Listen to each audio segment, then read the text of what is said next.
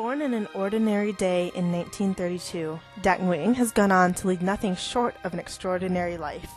The third of 5 children, he left behind the comforts of home and family in his quaint hometown village in northern Vietnam at the age of 13.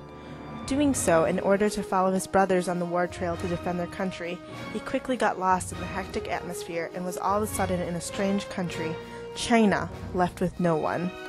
At the age of 18, he was able to make his way back into northern Vietnam and reunited with his brothers. They had thought he was dead and had already even prayed for his spirit.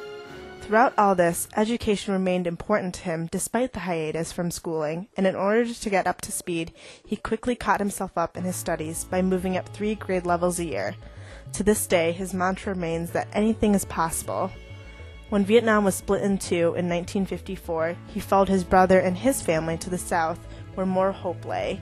He did not see the rest of his family and his village for years, and was able to ever bid adieu to his mother. After the move, he continued his secondary education and went on to pursue higher education. Upon receiving his teaching certificate, he went on to teach at various schools and met and married his wife Thuy, who was also a teacher. In 1961, they welcomed their first child, a daughter named Quay. A son, Bin, came shortly after in 1963. Dat finally had a home and family of his own, but in 1975 his world was uprooted again as he had to begin a new life, this time with a family, in the United States, a land in which he did not know the language and, so it seemed, had no prospect of a livelihood.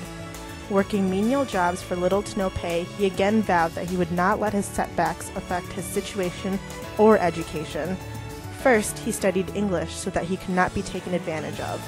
He began working for the County of Los Angeles after passing his civil service exam.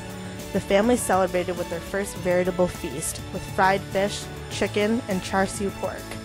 Though he now had a steady job, he continued his studies at night and completed a bachelor's degree with honors in 1989.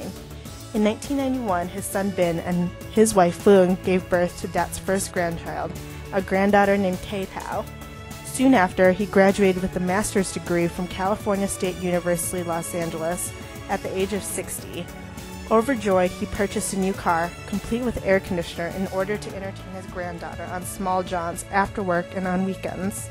He continued to work until 2003 for the County of Los Angeles. He had a lot to be proud of, as his son had become a medical doctor and started a family, and his daughter became an engineer and nurse and married an esteemed scholar. Relaxing in his old age, he often thought back to his home in Vietnam. He finally returned in 2008 after being away for over 60 years.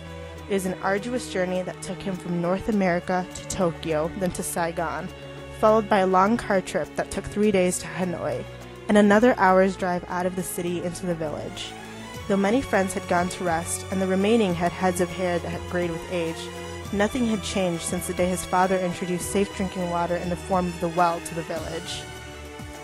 These days, he splits his time between Seal Beach, California, and Rochester, Michigan, and hangs out with his family, son Benjamin Bin, daughter-in-law Amy Lynn, their daughters Kayla Lam and Kay Thao, and his daughter Tracy Quay, his son-in-law Barton, and their children Haley and Hayden.